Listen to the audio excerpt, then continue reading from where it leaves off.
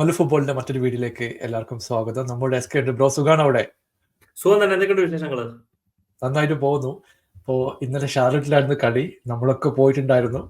ഒരു interesting experience ആയിരുന്നു. ലോക്കലായിട്ട് എല്ലാവരും കാണാനും രണ്ട് ടീമിനൊക്കെ കാണാൻ പറ്റിയിട്ട്. അപ്പൊ ഒരുപാട്, അതുകൊണ്ടാണ് ഞാൻ ഇന്ന് ഡിസ്കഷൻ വെക്കാന്ന് വിചാരിച്ചത്. ഫസ്റ്റ് തന്നെ ശരിക്കും പറഞ്ഞിട്ടുണ്ടെങ്കിൽ റഹീം സ്റ്റേർലിംഗ് നമ്മള് പേപ്പർ കാണുന്ന പോലെയല്ല. പുള്ളി നല്ല സ്പീഡ് ഉണ്ട്, നല്ല ഡ്രിബിളിംഗ് ആണ്. പക്ഷെ ഫൈനൽ തേർഡിൽ എത്തുമ്പോൾ പുള്ളി വല്ലാത്ത കൺഫ്യൂഷൻ ആണ്. ബോള് കൊടുക്കണോ റിലീസ് ചെയ്യണോ? ചെൽസി ഫാൻസ് ഒക്കെ ഫ്രസ്ട്രേറ്റഡ് ആയിരുന്നു. കാരണം പുള്ളി ഒരു ചാൻസ് കറക്റ്റ് ആയിട്ട് കൊടുത്തു. അതെനിക്ക് തോന്നുന്നു എൻകുങ്കു കുറച്ചുകൂടി മുമ്പിലാണെങ്കിൽ അത് ഗോളായിരുന്നു. അത് അല്ലെങ്കിൽ ശരിക്കും പറഞ്ഞ ഒരു 4 പ്രാവശ്യം ക്ലിയർ കട്ട് ആയിട്ട് പുള്ളിക്ക് അഡ്വാൻറ്റേജ് ഉണ്ടായിരുന്നു. പുള്ളി അത് റിലീസ് ചെയ്തില്ല, അല്ലെങ്കിൽ അപ്പുറത്തേക്ക് ഡിഫൻഡർ വന്നിട്ട് ബോൾ കയ്യിൽ നിന്ന് പോയി. എന്താണ് ബ്രോ പറയാനുള്ളത്? ഈ ലെഫ്റ്റ് വിങ് ഒരു പ്രശ്നമാണ്. പക്ഷെ പറഞ്ഞിട്ട് കാര്യമില്ല. നമ്മള് ഒരു പുതിയ സൈനിങ്ങിനെ മേടിക്കാൻ സാധ്യതയില്ല. എന്തുകൊണ്ടെന്ന് ചോദിച്ചു കഴിഞ്ഞാൽ ഞാൻ കുറെ നാളെ പറഞ്ഞുകൊണ്ടിരിക്കുന്നു, നമുക്ക് സ്ലോട്ട് ഇല്ല പ്ലേയേഴ്സിനെ ആഡ് ചെയ്യാൻ വേണ്ടിയായിട്ട്. ഇപ്പോ സാമു മറ്റേ നമ്മുടെ ഒമഡോറോഡോ എന്ന് പറയുന്നത് ഒരു നീണ്ട പേരുള്ള ഒരു പുള്ളിക്കാരനെ സൈൻ ചെയ്യണമെന്നൊക്കെ പറയണല്ലോ.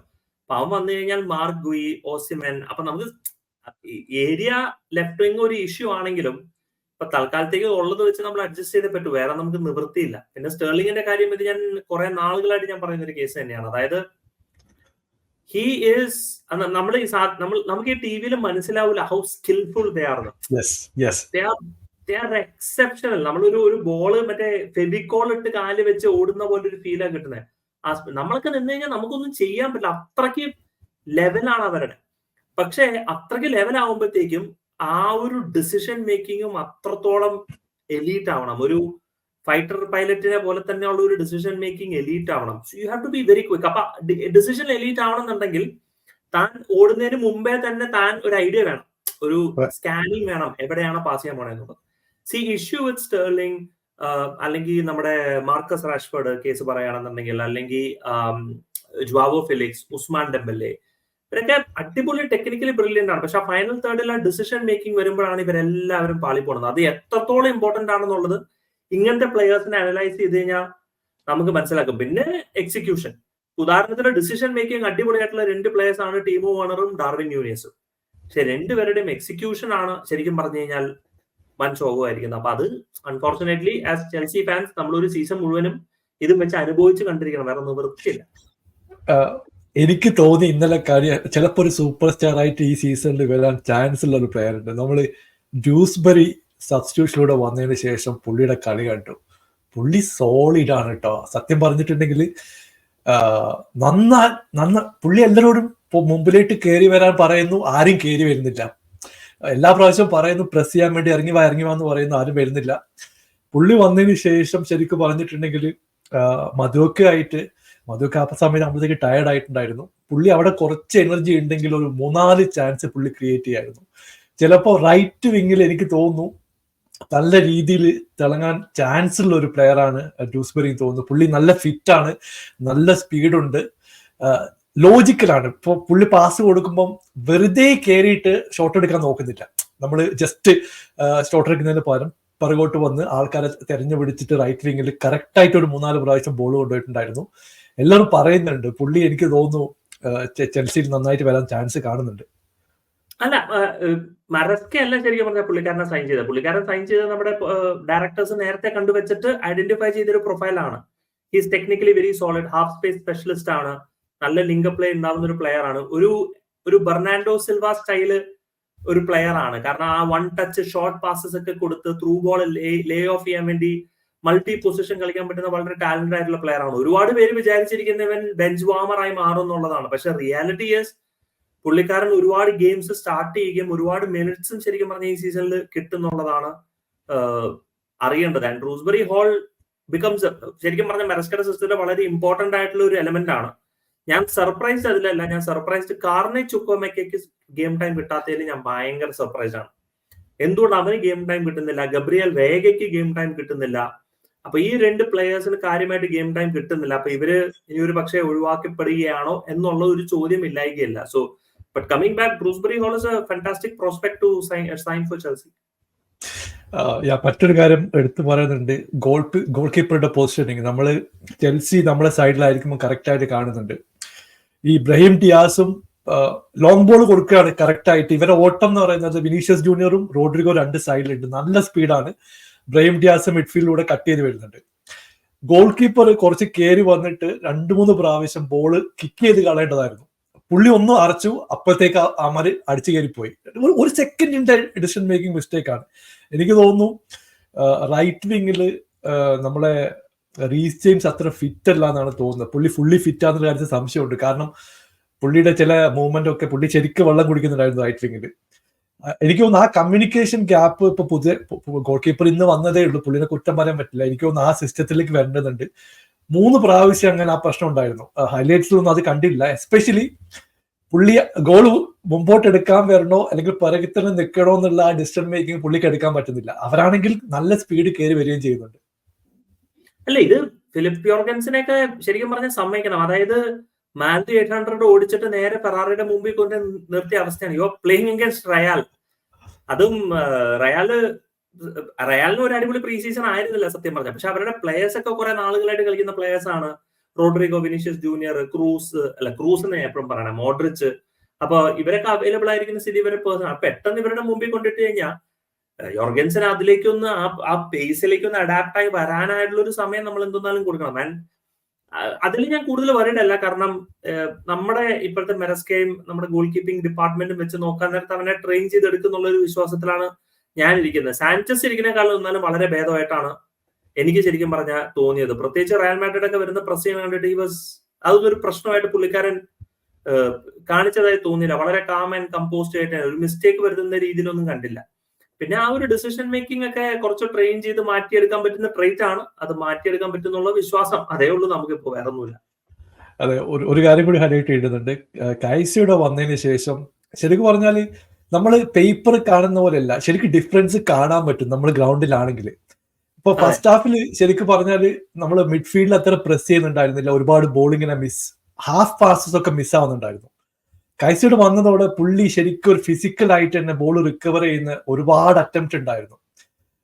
അങ്ങനത്തെ ഒരു പ്ലെയർ മിഡ്ഫീൽഡിൽ വേണമെന്നാണ് എൻ്റെ ഒരു പേഴ്സണൽ അഭിപ്രായം. കാരണം അല്ലെങ്കിൽ റയൽ ഇങ്ങനെ കൂളായിട്ട് ഫസ്റ്റ് ഹാഫിൽ കയറി വരികയാണ്. ആ മിഡ്ഫീൽഡിൽ ആരും തടയുന്നില്ല, ഫൗൾ ചെയ്യുന്നില്ല, ഒന്നും ചെയ്യുന്നില്ല. അവർക്ക് ഓപ്പൺ സ്പേസസ് കിട്ടുന്നു, ഒന്നുകിൽ ലോങ് ബോൾ ഇടുന്നു അല്ലെങ്കിൽ വിങ്ങിലൂടെ കയറി വരുന്നു.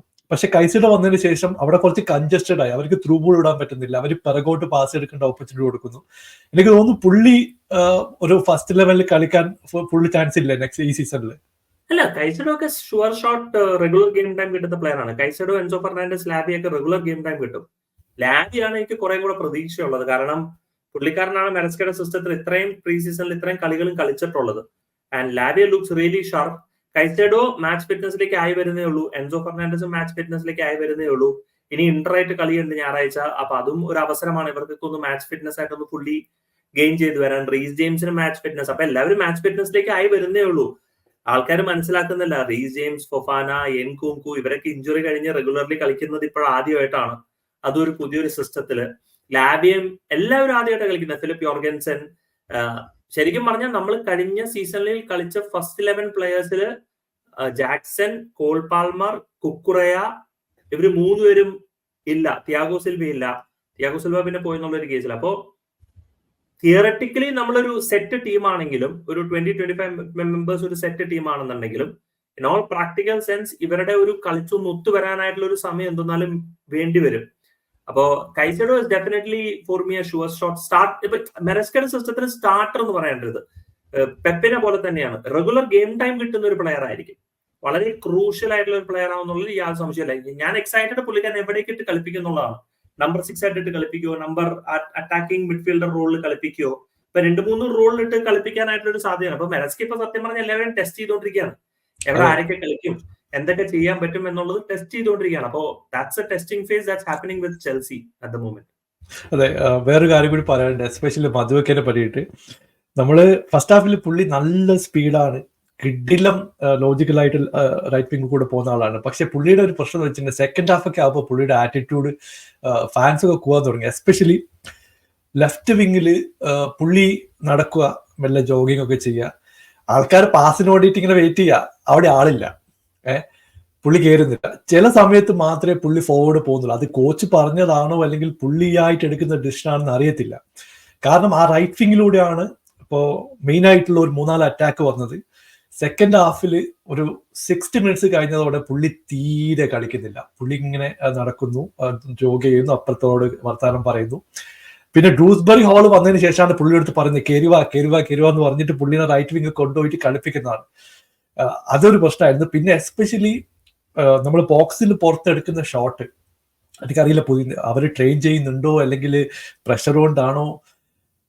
ഗോൾ കീപ്പറെ ടെസ്റ്റ് ചെയ്യേണ്ട ഒരു 5 ചാൻസ് ഉണ്ടായിരുന്നു, ഒറ്റ ഒന്നും ടെസ്റ്റ് ചെയ്തിട്ടില്ല. അത് എനിക്കൊന്ന് പോസ്റ്റിലേക്ക് അടിച്ചാൽ മതി, ചിലപ്പോൾ ഗോൾ കീപ്പറെ സേവ് ചെയ്യും, പക്ഷെ എല്ലാം പുറത്തേക്കാണ് അടിക്കുന്നത്. ഇത് പ്രഷർ ഉണ്ടായാലും ശരി, പ്രഷർ ഇല്ലെങ്കിലും ശരി, ഇതൊരു വലിയൊരു പ്രശ്നമാണ് ചെൽസി സൈഡിൽ.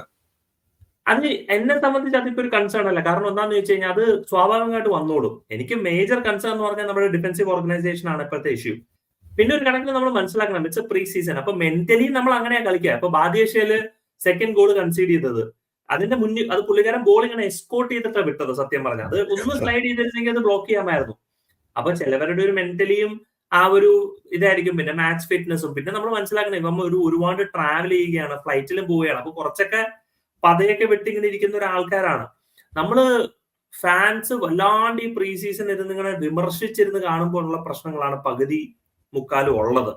അപ്പൊ യെസ്, നമ്മൾ ഫ്രസ്ട്രേറ്റഡ് ആവും ഈ കളിയൊക്കെ കാണുമ്പോൾ തന്നെ. ഇപ്പൊ ഞാനും ഫ്രസ്ട്രേറ്റഡ് ആണ്, ഇല്ലാന്ന് പറയുന്നില്ല. പക്ഷെ നമ്മൾ ആ കളിയൊക്കെ കഴിഞ്ഞ് ഒന്ന് മനസ്സിരുത്തി ഒന്ന് വിചാരിച്ചു നോക്കുമ്പോഴത്തേക്കും നമ്മളിത് ഓവർലി വാല്യൂ ചെയ്യരുത്. കാരണം കഴിഞ്ഞ സീസണിൽ പ്രീ സീസൺ പോച്ചറ്റീനോടെ കണ്ടിട്ടുണ്ടായിരുന്നു എന്നുണ്ടെങ്കിൽ കഴിഞ്ഞ സീസണിൽ ഞങ്ങൾ പ്രീമിയർ ലീഗ് ടൈറ്റിൽ അടിക്കേണ്ട ആൾക്കാരാണ്. അങ്ങനെയാണ് ഞങ്ങൾ പ്രീ സീസൺ കളിച്ചത്. മാറ്റിസണൊക്കെ വെറുതെ നമ്പർ 10 വെറുതെ കസറുകയായിരുന്നു. ഞങ്ങൾ ഉറപ്പിച്ച് പ്രീ സീസൺ കഴിഞ്ഞപ്പോഴത്തേക്ക് ഇത് മതി, നമ്മള് ടോപ്പ് 2 ടോപ്പ് 3 അടിക്കുന്നുള്ള സംശയം ഉണ്ടായിരുന്നില്ല. സീസൺ തുടങ്ങി കഴിഞ്ഞപ്പോൾ പുള്ളിക്കാരൻ പറഞ്ഞു ഇതൊന്നും വേണ്ട, നമുക്ക് തനി സ്വഭാവം കാണിക്കാന്ന് പറഞ്ഞപ്പോൾ അവസാനമായപ്പോഴാണ് പോച്ചറ്റീനോന്റെ തലക്കെട്ട് ആരോ അടിയെടുത്ത പോലെ ബോധമൊക്കെ വെച്ച് കളിച്ചത്. അപ്പൊ നമ്മൾ ഒരിക്കലും പ്രീ സീസൺ മാത്രമായിട്ട് നമ്മൾ വിലയിരുത്തരുത്. ഇവൻ ജോസെ മൊറീനിയോ പോലും പറഞ്ഞിട്ടുണ്ട്, pre season is just A pre season after all. It's about player fitness, trying new approach, trying new tactics. പക്ഷേ യെസ്, ഇംപ്രൂവ് ചെയ്യാന്നുള്ളതല്ല, ഇംപ്രൂവ് ചെയ്യാനുള്ള ഫാക്ടേഴ്സും ഉണ്ട്. പക്ഷെ ഞാൻ നോക്കുന്നത് കുറെ പോസിറ്റീവ് കാര്യങ്ങൾ വരുന്നുണ്ട് ഇതില്. അതിനിപ്പോ സീസൺ തുടങ്ങുമ്പോൾ പ്ലെയേഴ്സിന്റെ ഉള്ളിൽ നിന്ന് തന്നെ നമുക്ക് ആ ഒരു ഇന്റൻസിറ്റി വരും. ഇപ്പൊ നമ്മളിപ്പോ ഒരു 10 കിലോമീറ്റർ ഓടുമ്പോ നമ്മളിപ്പോ വെറുതെ ഓടുമ്പോൾ നമുക്ക് സത്യം പറഞ്ഞ 7 കിലോമീറ്റർ കഴിഞ്ഞ് നമ്മൾ നിർത്തും. 3 കിലോമീറ്റർ അല്ല, പക്ഷെ ഒരു ടൂർണമെന്റ് അല്ല, ഒരു ഇവന്റിലൊക്കെ നമ്മൾ പോകുമ്പോൾ 10 കിലോമീറ്റർ ആകുമ്പോൾ 7 കിലോമീറ്റർ ആകുമ്പോൾ നമുക്ക് ഒരു മോട്ടിവേഷൻ ആവും. നമ്മുടെ ഉള്ളിൽ നിന്ന് ഒരു മോട്ടിവേഷൻ വരും. ആ മോട്ടിവേഷൻ പ്ലെയേഴ്സിനും ഉണ്ടാവും. ഇത് ടൂർണമെന്റ് തുടങ്ങുമ്പോൾ മിസ്റ്റേക്സ് വരില്ല എന്നല്ല ഞാൻ പറഞ്ഞത്, you will see a total change in attitude of players. So അത് പിന്നെ പിച്ച് മോശമായിരുന്നു, പക്ഷെ ഇന്നലത്തെ pitch I think was good.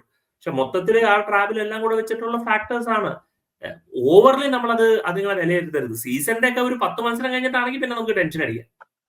Sure thank you so much. അപ്പൊ നമ്മൾ ഇവരൊക്കെ സൈൻ ഇടാൻ വേണ്ടിയിട്ട് കുറെ ആൾക്കാർ കളിക്ക് ശേഷമൊക്കെ പോയിരുന്നു. മുഡ്രിക്കിന്റെ സൈൻ നമ്മളൊരു ചെൽസി ഫാൻസിന് കിട്ടിയിട്ടുണ്ട്. It was really good. കാണുന്ന പോലെ ഒന്നല്ല, അത്ര സൈസ് ഒന്നുമില്ല, നമ്മൾ ടി വി കാണുന്ന പോലെയല്ല. ചില ആൾക്കാർ ഭയങ്കര കുഞ്ഞു പയ്യന്മാർക്കൊക്കെ കാണുന്നു. ദിസാസി നല്ല സൈസാണ്. ദിസാസി ഒരു ജാംബോൻ സാധനമാണ്. ദിസാസി നല്ല സൈസാണ്. മാർക്കുവി നല്ല ഹൈറ്റ് ആണ്. മുഡ്രിക്ക് വലിയ സൈസ് ഒന്നുമില്ല. മുഡ്രിക്കും കൈസറും എൻസോ ഒന്നും വലിയ സൈസ് ഒന്നുമില്ല. പക്ഷെ ദിസാസി മറ്റേ ബാദേശിയിൽ നല്ല ഹൈറ്റ് സൈസ് ഉള്ള ഒരു സാധനമാണ്. കോൾവിലും അത്രക്കില്ല. ശരിക്കും മറ്റേ ബർഗ് സ്റ്റോമിനെ കണ്ടിരുന്നെങ്കിൽ നിങ്ങൾ ഞെട്ടിയാണ്. 6 അടി 7 ഇഞ്ച് ഹൈറ്റ് ആണ്. അത് നല്ല ഹൈറ്റ് ആണ്. പക്ഷെ മൊത്തത്തിലാതെ നമ്മള് കാണുമ്പോഴാണ് നമ്മുടെ വിചാരം ഒരു ഭയങ്കര ഹൈറ്റും സൈസും ഒക്കെ ആണെന്ന്. ചിലവരൊന്നും അത്രയ്ക്ക് സൈസ് ഇല്ല. റൈറ്റ്. അപ്പൊ thank you so much S K join ചെയ്തല്ലോ. അപ്പൊ എന്തായാലും നമുക്ക് സീസൺ തുടങ്ങിയിട്ട് ഒരിക്കൽ കൂടി കാണാം. Thank you. തീർച്ചയായിട്ടും. Thank you so much.